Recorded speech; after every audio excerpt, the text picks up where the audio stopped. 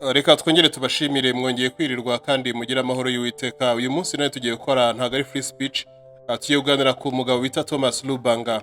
Thomas Lubanga tuvugana gutya nakomeje kuva kera mbabwira ko nubwo Kongo ishobora kuba yabona amahoro umutwe wa 23 ndetse n'abantu bavuga ururimi rw'ikinyarwanda muri Kongo bakaba babona kwigenga kwabo cyangwa yenda hakaba habaho ibyo bita ko bashobora kuba bakatirwa igice cyabo kikaba cyaba well governed nabo na ba nyiracyo bidashobora kubuza Kongo n'ubundi kongera kugira imitwe y'inyeshyamba cyangwa kugira abandi bantu bahaguruka kubera ko uri inyuma yabyo no umuzungu kandi umuzungu biri inyuma akeneye umutungo wa Kongo atabashe kuba yawugura kandi kuranga atawugura nuko Kongo igomba guhora amakimbirane. Reka turebe mu mboni ya kure intambara ya Kongo kure kurangira nuvuga ngo intambara ya Kongo kure yuko yirangira mu mboni ya kure katurebe uko bihagaze.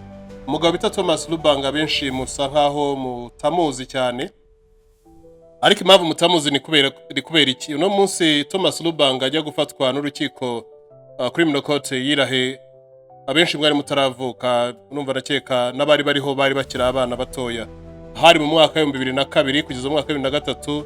Uyu mugabo yaje gushyikirizwa urukiko muri 2006 atangira gucirwa urubanza ndetse ibyaha byaje kumama muri 2012. Urumva ko byatwaye process y'igihe kirekire yamaze imyaka 10 yose afunzwe arangije bemeza ko agomba gufunga imyaka 14 n'ubundi aza kurekurwa ariko amaze kurekurwa n'umuntu wari umaze igihe kirekire yicaye akavuga. Nyuma yaho igihugu cya Amerika kimaze kwemera M23 nk'umutwe w'abakongomani uri kurwanira kwigenga ndetse urwanira ko urinda abaturage babo, leta ya Amerika nanone yongeye kwemeza ko hari ahantu abakongomani bari bavuga ururimi rw'ikinyarwanda hahoze ari mu Rwanda ariko kubera ko imipaka yakaswe hagomba kubahirizwa iyo mipaka. Reka turebe ikibyishe inyuma. Niba mpamvu navuze ngo Afrika tutiga kwikura mu bucakara bizatugora kuba twava. Mariyo mpamvu kuri uyu munota nubwo ndi gukorera mfite machine imbere yanjye ariko navuzanye agakayi ku ruhande n'ikaramu. Impamvu nazanye ikaramu no kugira ngo tujye byinshi tuganira ariko turabiganira nanone turebeye ku mibare. Imibare burya it's never lie. Imibare ntago igibeshya. Impamvu itagibeshya uyu mugabo Lubanga wavutse muri 60 yavutse muri 60 aho tuvugana gutyo umva afite imyaka 50 n'indi. Umuntu avutse muri 60 aba ari umuntu ukuze ntago ari umuntu w'ejo. Muri 60 turi 2022 afite imyaka 65 ahubwo nta nubwo ari umuntu mu imyaka 65. Aho tuvugana gutya ejo ku munsi w'ejo yahagurukije igisirikare ndetse n'umutwe yari yararemye kera yafunzwe ari kuzira awusubiza mu rugamba ko ari gushaka kwegura ubutegetsi akeguza ubutegetsi bwa Kinshasa akaba nawe ari ni warlords nawe ukomeye. Turaza kubira mu mateka nyine tugiye kumuganiraho nakanya gato kataribuze kuba kanini katari burambirane ariko tunarebe kano kaboko k'abazungu barimo hano mu kongera kuzana ikindi kibazo mu gihe kimwe cya M23 gisa nka ibiganiro byacyo byagira ngo bibe byajya ku murongo w'uko ayenda hafi yo kurangira hari ibindi biri kwiyongeramo. Kuki birimo biraza? Reka turebe inyuma kure y'imboni yuko bigaragara kuki ibyo birimo birazamo kuki wari maragarukamo. Thomas Lubanga wavukiye mu ntara ya Ituri bahita muri Ituri yari mu ntara ya Ituri ni muri Kongo. Ano mukongomani wakatiwe n'urukiko mpuza mpanabyaha arwirahe akanakatwa nanone hagendeye ku itegeko ryemerejwe mu gihugu cy'Uburoma irizo Roman. Ntago ari rimwe ntago ari kabiri nabwiye ngo abazungu baba mu bintu byacu cyane cyane ko wakwibaza ngo nk'uyu mugabo wari umaze imyaka ari muri Kongo nta mafaranga nta business nimwe tumuziho atanumvikana uyu munsi akuye amafaranga yo kuri mu gisirikare. Babantu bamushinjaga muri cya gisirikare bafite imyaka 14 bavuga ko ari kurwanisha abantu batuzuje imyaka. Uyu munsi nibo group yabashije kongera gufundinga aho tuvugana gutya bageze imyaka 37. Bamwe muri bo bafite 37 years abandi 38. The other on them they are 40s. Harimo nabandi bari ku myaka za 40 aho tuvugana gutya nibo bantu yabashije gushyira mu gisirikare cye yakoranye nabo kera akiri inyeshyamba. Yari afite ni rebel group ariko we ntago yemeye ko ari inyeshyamba kubera ko Thomas Lubanga yaje gushinga ni nk'ishyaka se buriya reka tubyite ishyaka kubera ko yashinze ishyaka ryitwa Union of Congo Patriots. Nuvuga yari yashinzwe ishyaka ryitwa ubumwe bw'abakongomani bemeye kubohora igihugu cyabo ni nka wazalendo niko twabyita bari abujya mva bita wazalendo bita barwanirira igihugu. Nawe icyo gihe niko ishyaka ryari yaryise ryari UCP yarishinze mu mwaka w'ibihumbi 2000. Uvuga ngo ni ishyaka rimaze imyaka 25 ribayeho kandi wari perezida waryo, kandi iryo shyaka ryagiraga n'igisirikare, ntabwo ryari ishyaka gutyo gusa, ni ishyaka ryagize n'umutwe w'igisirikare kuva muri 2000 kugera muri 2003 ubwo yaje kuza gufatwa akajyanwa akerekezwa Irahe, yafashwe na leta ya Kongo icyo gihe kufatanye n'ibihugu by'amahanga. So Thomas Lubanga turimo turavugana gutya yongeye yashinze umutwe noneho rero sasa turebe ngo nyuma y'umunsi umwe gusa abanyamerika bamaze gutangaza ko biramutse ari bishoboka Kongo abakongomani bavuga ururimi rw'ikinyarwanda bari mu butaka bwabo ariko buri muri Kongo kubera ko imipaka yamaze gucibwa, bakaba bamaze kwemeza ko leta y'u Rwanda ifite uburenganzira bwo kuba yakurikirana FDLR kubera ko yishe abantu mu Rwanda mu mwaka wa 1994 mu gihe cya genocide yakorewe abatutsi. Bakaba abanyamerika bongeye bavuga bati abo bantu bajya he kandi aho hantu ari hantu hari iwabo, ahubwo biri ngombwa ko Perezida Kisekedi yakwiga uburyo agomba kurizovinga icyo kibazo cy'abaturage b'abakongomani akora ngo abashe kuba habaye imitwe myinshi. None uyu mugabo Thomas Lubanga we aje ate kuri uyu munota rero? Thomas Lubanga mu mwaka wa 2017 yashyiriweho charges, n'uvuga nyuma yo ibihano bye bisa nk'ibigiye kurangira kuko bafatanyije igihe yamaze bafatanyije igihe yamaze ndetse banahuza n'igihe urubanza rwabereye, barangije baramucaginga Thomas Lubanga. Reka tukire byinshi twumva ku makuru ya Thomas Lubanga hamwe na Pike Production ku murongo mugari wa Pike Official. Reka tuganire byinshi rero kuri uyu mugabo Thomas Lubanga waje gucibwa akayabo k'amafaranga ay'umurengera kandi akanayatanga harimo amadolari agera kuri miliyoni 10 yagomba kwishyura victims, abantu byitwa ko barabana icyo gihe imiryango y'abo bantu, aho yagiye yishyura kuri buri muryango amadolari 250 kuri buri muryango yari yaratwariye umwana, yishyura amafaranga uhanye na miliyoni 10, arangije bamwishyuza mu rukiko rw'Irahe amafaranga uhanye na miliyoni 8,500 by'ibintu byangeretse by'abaturage na zarazishyura, bamwishyuza miliyoni 5,500 nanone bya intention of the action replacement, abantu kukurwa mu byabo, bamwishyuje amafaranga menshi cyane y'umurengera agera hafi kuri miliyoni uko ndi kureba 45 z'idolari, miliyoni 45 z'idolari nk'umuntu w'inyeshyamba rumaze imyaka 2 yonyine mu ntambara. Reka turebe ngo amafaranga yakuye he. Ibihugu byose by'isi byari bitarakanguka mu gucuruza kubera ko igihugu cya Kongo icyo gihe cyakoranaga ubucuruzi n'igihugu cya Canada, ku ruhande runini igihugu cya Kongo kigakorana ubucuruzi n'igihugu cya Japan ku ruhande runini. Mwibuke neza ko Japan yamaze imyaka mu gihe cya Mobutu ugera kuri 20 bari gutwara resource mu gihugu cya Kongo, ariko nta muntu byishyuza kubera ko Mobutu yabaga yibereye mu irari rye n'iraha rikomeye. Hanyuma umugabo Thomas Lubanga we aya mafaranga yakuye he? Yari afungiye ninde wayamwishyuriye? Igisirikare uno munsi amaze gufonda nk'umutwe w'inyeshyamba agiye arimo arakoresha aho tuvugana n'utyo ko ejo ku itariki 26 nibwo yasohoye itangazo rye ryemera ishyaka ryemera igisirikare cye nk'igisirikare kigomba kweguza ubutegetsi bw'igihugu. Ese yabaze azakorana nayo 23 yari ku mpera yo kubona amahoro aho yaritangiye kumvwa n'ibindi bihugu by'isi bitandukanye? Ese we yabazakora wenyine nakaba agiye kurema umutwe we wihariye? Ese uyu mugabo mu gihe cy'imyaka 2 yonyine yamaze mu rugamba ari inyeshyamba mu gihugu cya Kongo yaje gufungwa mu gihe cy'imyaka itari munsi ya 14 ariko avuyemo yishyura ibyo byose? Uyu mugabo Thomas Lubanga waje kwakirwa kimara gufungurwa ndetse na misa zikaba n'ibindi bikaba, akakirwa nk'umwami wa Kongo ugarutse, we tumutekereze gute, tumurebe gute mu mboni ndende y'inyuma y'amaso yo ko tubireba? Thomas Lubanga arimo arasunikwa nande? Thomas Lubanga tuvugana gutya ari gusunikwa nande? Mu gihe leta y'u Rwanda byumvikana ko mu magambo avugwa ko ishyigikira umutwe wa 23, uyu mutwe wa 23 kabusa nka warutangiye kwikukira, hanyuma Lubanga we azashinjwa ko ari gushyigikirwa nande? Akantu mukaganireho, urumva byose nibazo kubera ko abanyafrika naje gusanga sinzi ijambo nigeze kuvuga kera nari mbajije ngo iyi fi igiye gupfa buriya kenshi na kenshi cyangwa imaze gupfa igiye kubora ihera hehe? Abantu benshi ntago bampaye igisubizo kuko batazi ngo ifi igiye kubora ihera hehe. Hanyuma umuntu we wamaze kwitaba Imana yagiye kwangirika umubiri we ugiye gutangira umubiri yo umaze igihe kirekire bawita gushenya, ariko utaraba igihe kirekire biba byita gushenyagurika. Iyo utangiye kugenda wangirika bwo uhera hehe? Ifi rero igiye kwangirika, iyo yatangiye kwangirika iri kubora, burya kenshi ihera mu mutwe. Hanyuma abantu nanone iyo turimo imibiri yacu iri kwangirika, iyo umuntu yamaze kwitaba Imana, burya kenshi bihera mu nda. Ariko abantu muri kino gihe turimo turatekereza gute? Imitwe yacu kenshi na kenshi ntago turi kwikoresha nk'ibyo yakabaye ikora. Aho ushobora gusanga computer dushakamo amakuru ndetse n'ubushakiro bw'amakuru ifite amatira n'amakwadro y'ububiko, ariko ugasanga umutwe w'umuntu wakoze iyo computer ntago urimo ubwo bubiko. Biri guterwa n'iki rero? Ni kubera ko kenshi na kenshi tubona ibintu tukabyirengagiza, kandi bino bintu biba biri kutureba cyane.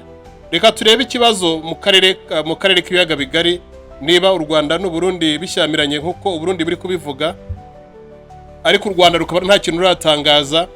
Nimba perezida w'igihugu cy'u Burundi avuga ati akarere kose tuzagashumika, u Rwanda rugakomeza rugaceceka rwo ntugire icyo ruvuga. Niba M23 bari kwishinja ko iri gushyigikirwa n'u Rwanda, u Rwanda rukabihakana, Thomas Lubanga we arimo arashyigikirwa nande? Amakuru atangiye kugenda avugwa neza ko leta y'Uganda ishobora kubera inyuma yo gushyigikira Thomas Lubanga. Ese leta y'Uganda yabifite izihe nyungu mu gushyigikira Thomas Lubanga? Reka tubirebe. Abakoloni b'abazungu, abongereza n'abandi mu gihe bari guhindura antenne, nabwe tugiye duhindura antenne, so we have to change the antenna of how we view the things. Tugomba guhindura antenne uburyo twe twakira ibintu. Uyu mugabo atanze amafaranga agera kuri miliyoni 40 z'idolari muri icyo gihe, akishyura imiryango y'abantu 542. Uyu munsi tuvugana akaba afite abasirikare agiye gukoresha n'igisirikare cy'inyeshyamba cye kimaze kugera ku bantu 1700, 1700 soldiers. Ni abantu bari trend, abantu yakoranye nabo, ni n'abantu yagumanye nabo. Uyu muntu wakiriye iwabo nk'aho ari intwari, uyu munsi akuyeho amafaranga yo kugira ngo atangize urugamba, akuyeho ibikoresho. Ko tuzi neza ko muri Afurika nta muntu uvuga ati genda nikoreye ibikoresho nabifite. Ibikoresho agiye gukoresha mu rugamba arabikura hehe? Ya kintu mu gitekereza. Ikintu ndi kuvuga kuri uyu munsi hafi ya cyose kiraza ari ihurizo, ntago kiri buzare igisubizo kuko tuzaganira ibisubizo nyuma. Uyu munsi icyo tuganira cyose akamwe ku kandi biraza ari ihurizo, biraza ari ikibazo, kugira ngo namwe mumfashe gutekereza muri comment mbwire ngo ariko pike koko aya mafaranga agiye gutangiza igisirikare, aho agiye kugura boots, aho nako yatangije igisirikare afite boot 1700 z'abamaze kumwakira, arimo arakora recruitment, aracyashyira n'abandi mu gisirikare, yabwiye rubanda bamwiyungeho, afite uniform, afite imbunda, afite amasasu, afite ibifaru. Aya mafaranga arimo araturuka he? Imyaka yose amaze muri Kongo kuva yari kurwana n'urukiko mpuzamahanga rw'Irahe, International Criminal Court, ko ntacyo yigeze akora. Aho tuvugana gutya umutwe 23, reka tubare neza ko uri mu harimo gutegurwa imishyikirano y'amahoro, n'ubwo M23 iri kuvuga ati byanga bikunda twebwe tuzahangana, kugezaho M23 ndetse n'umutwe wayo wa politike aribyo bizasigara. M23 izasigara icyo gisirikare cya leta. Ni nabyo kubera ko M23 hano hose yagiye ifata, iri kugenda iforminga policies, igashyira amabwiriza, igashyiramo igipolisi, igashyiramo igisirikare, bakongeramo n'igisirikare na enforcement, kubera ko ejo ni ku itariki 24 barekuye Kadete ku nshuro yabo ya ku nshuro yabo ya 11. Urumva ko ntago ari ikintu cyoroshye.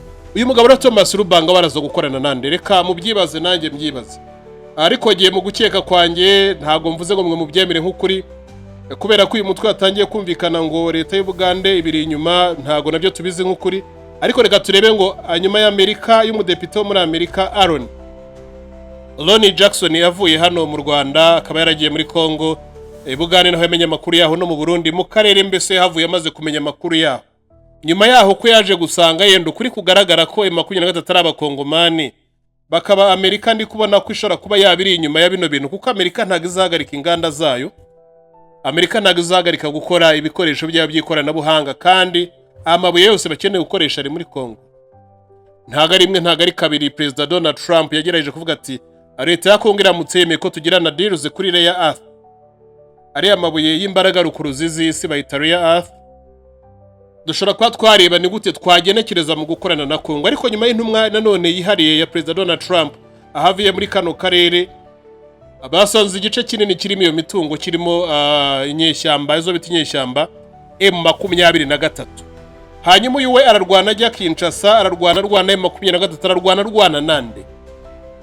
Nubwo ari kuvuga ko ari bukure ingabo za leta, M23 ikaba nari ivuga ngo natwe dushaka kure izo ngabo za leta, biraza guhurira hehe? ibintu byose nabwiye ngo ni ikibazo igenda kwibaza, ariko byanga bikunda ndaza kudiginga nze kumenya amakuru. Ni bande bateraga inkunga Thomas Lubanga icyo gihe, ni nabande bamuhagurukije aho yarari none ahangaha, kuko ntago ndi kumva ukuntu aje mu gihe region isa nkaho yarigiye kugira peace and stability dukurikije kubigaragara ndetse n'ubushakashatsi bwari bugaragara impande n'impande. Region yarigiye kugira ikintu bita peace and stability, yarigiye kugira amahoro ndetse n'umutuzo, kubera ko hari igihe nigeze kubabwira ngo muri bintu bitwa balkanization, Balkan of the countries, Kongo ikeneye kuzacibwamo ibihugu bitari munsi ya 5 kurebasha kuba yayoborwa igire state zigera kuri 5. Byumvikana ko 23 iramutse igumye hano muri east, Lubanga ashobora kuba yajya muri south, reka ariko tubibare yenda. Ariko haruguru ni bande bazajyayo rero? Central government nayo iracyahari Kinshasa, ubwo nayo tuyibare. Hano hantu harimo imibare myinshi. Iyi mibare rero hafi ya byose birasanga ngo tubirebere ku mbone ya kure bitudakiza amarangamutima. Tubanze tumenye ngo ni iki gihagurukije Thomas Lubanga. Thomas Lubanga uyu nguyu w'imyaka 65 wavutse muri 60 itariki 29 mu kwezi kwa 12, akaba ari umukongomani. Azanywe n'iki mu ntambara? Ari kurengera bande? Ko yavuze ko ari igisirikare cye muri Bibiliya yahimba igisirikare ndetse n'umutwe, yavuze ko ari igisirikare gishinzwe kurengera ituze ndetse n'umutekano w'abakongomani ari abanyagihugu kwabo. Icyo gihe hari umutekano wabuzwaga nande? Icyo gihe hari kuba inkubiri y'abantu kugenda biyomora ku butegetsi, kubera ko hari mu gihe cya ba Joseph Kabila ndetse na ba Mobutu Sese Seko kuko ndengo wazabanga. Hanyuma Kabila nayo ko yakiriwe muri Kongo nk'umuntu wari ukunzwe kandi wari ukenewe, n'umuhungu we yaje gusiga icyo gihe nayo ko yarakunzwe yarakenewe. Lubanga izo ntambara z'icyo gihe agira ngo bashe kuba yakora yashyizemo urubyiruko rwinshi ko ari byo byahaye bashe kuba yashinjwa mu rukiko rw'Irahe. Byari bishingiye kuki? Kuko we yakoze recruitment y'abasirikare, ariko icyo gihe ngo bari abana, ajya gushinjwa ibyo bihano, yahanwe kwinjiza abana bato mu gisirikare, ahanwa ko abasirikare be bakoze violence ndengakamere, bafasha abagore n'abakobwa ku ngufu muri iyo myaka yonyine 2 yamaze umutwe uri cooperating mu gihugu cya Kongo. Ariko akimara gufungwa nanone hamaze undi mwaka mbere ko umutwe usa nkaho hagarara burundu. Uwo muntu waje gwanwa n'abazungu akemezwa ibyo byaha kubera icyo ataha igihugu cya Kongo, abaturage bamufashe nk'ari intwari yabo. Ibyo byose turaza kuba twakongera kubiganira mu kiganiro cya kabiri tuza kuba twakora kuri PK official, kubera ko ngiye kudiginga amakuru gene mbasigiye ibibazo musigare muri kwibaza. Munatekereza impamvu Lubanga aje in the middle of crisis, aje mu hagati y'ibintu bihari byose biri gucicikana kuri buri ruhande, nta na kimwe gihagaze. Lubanga nababijemo, ndagira byo mubitekereze kumboni yuko namwe mu byumva, ariko mwagura ibitekerezo mwireka gushyira muri fanatism ngo Lubanga nawe ngaturutse hano ngo hehe ngo birahihoya. Twese dukeneye amahoro muri kano karere k'ibiyaga bigari, ariko byumvikana ko nibagiye kubonekamo indi mitwe nayo igaragara ko ari byiri kurengera kandi iri gusaba. Niramuka itabashe gukorana n'imitwe n'ubundi isanzwe ari kubisaba, byanga bikunda karere k'ibiyaga bigari karaza guhinduka igikoma cy'umuriro. Iki gikoma cy'umuriro ntago dukeneye rero kukinywa, nta nubwo dukeneye kino kibatsi cy'umuriro kucyota. Turebere hamwe, turebe kure. Bimwe mu bihugu by'amahanga turi kwemera ko biza kutwigisha imico, inabyo bya bindi by'amahanga biri kuza kudusenyera umuco, ibyo biri kutwangiriza ibihugu, nibyo biri kutwangiriza abaturage. Kongo rero ikomeje kurushaho kuba isibaniro ry'intambara. Reka tuvuge ngo Kongo kure yo ko igira amahoro biracyari kure, kubera ko imitwe y'inyeshyamba myinshi iracyari kuvuka. Mwibuke neza ko abayo n'undi mutwe wa IDF w'Abagande, ni IDF yana umutwe w'Abagande leta ya Uganda yagiye muri Kongo igiye kurwanya. Ntago turamenya niba barahashije IDF ikavamo cyangwa nibikirimo. Hari amakuru menshi ku bintu byinshi natwe tutaramenya ku kibazo cya Kongo. Reka rero tubashimire ndetse tunabasaba gusesengura muri make ibyo twavuze. Ntago ari ikiganiro, byari meze nk'ikibazo ndetse n'ama questions, is a questions to ask, no tubazo twinshi two kwibaza, ariko byanga byakunda n'ubundi ikiganiro kirambuye ku buzima bwa Thomas Lubanga n'abamushyigikiye kuva muri 2000, impamvu yatumye babireka bakanamufunga, n'abangiye kumushyigikira kuri uyu munsi 2025 ni bande nyuma y'imyaka 20. Reka turebe ngo nyuma y'imyaka yari yarafunzwe, nyuma y'imyaka 22 Lubanga agarutse ate, akuyeho amafaranga ndetse n'ubushobozi, ari gukora recruitment ndetse akanahemba amafaranga menshi. Lubanga agarutse ate? Yari PK Production ku murongo mugari wa PK Official. Byose ni ibibazo n'udu question mark two kwibaza. Nanjye mukanya ndaza kugaruka, ndagaruka reka manze mbirebeho, reka mbiganira kubera ko nabonye ari byinshi ndetse na birebire. umuntu urumva washinjwe ibyaha byinshi agahanwa akarekurwa akaba asubiye muri bya bindi avuga ati yenda abo mwampaniye bari abana ariko uno munsi barakuze. Ari no gukora recruitment ni uvuga ngo arimo ararekrita abantu mu gisirikare cye kandi nawe ari muri Kongo bigaragara ko afite imbaraga. Uyu mugabo ni uwo gutekereza. Mugire byiza turakunda cyane rero, be blessed, may God bless you. Naye nagaruka twibaza ibibazo nk'ibyo twabazanyaga ariko duhuriye muri comment. There, we love you so much. Ubu turi mu isi ishingiye ku kinyoma aho udashobora kumenya ukuri ndetse n'amabeshyo. Ibaze uramutse usanze ibyo mu ishuri hafi ya byose byari amabeshyo. Ibaze uramutse usanze ababyeyi bawe ibyo bakwigisha ndetse no bari barigishijwe kuva kera na rindi hafi ya byose byari amabeshyo. Ibaze uramutse usanze imyizerere yawe cyangwa icyo twita kamere muntu gishingiye ku binyoma. Turi mu isi aho dutekereza ibyo twategetswe gutekereza tudashobora kwigobotora. Ibaze uramutse usanze nanjye ubwanjye uri kukubwira ibi ndimo ndakubeshya. Koresha inyurabwenge yawe ubashe kwisobanukira ukuri ndetse n'ikiri amabeshyo. Ikiremwa muntu cyarahindutse ku buryo ubwacyo bisigaye gitera ubwoba bagenzi bacyo ndetse nacyo ubwacyo gitera ubwoba. Turi mu isi abantu basigaye bakangisha abandi ibyorezo biremano aribyo bita man-made virus. Urakaza neza mu isi y'icurwa ry'imigambi y'ubuhemu. Urakaza mu isi y'ishingiro ry'amabeshyo aho ikinyoma kibuzwe kenshi gihinduka ukuri. Aho turi mu isi udashobora gutandukanya umugore ndetse n'umugabo kuko bose bahinduye imiterere. Intambara mpimbano zishingiye ku nyungu z'abake zikagwamo benshi. Byinshi dufite ishingiro mu kwizera hafi ya byose nta na kimwe kiri ukuri kibamo. Urakaza neza ku murongo mugari wa Peak Production kuri Peak Official.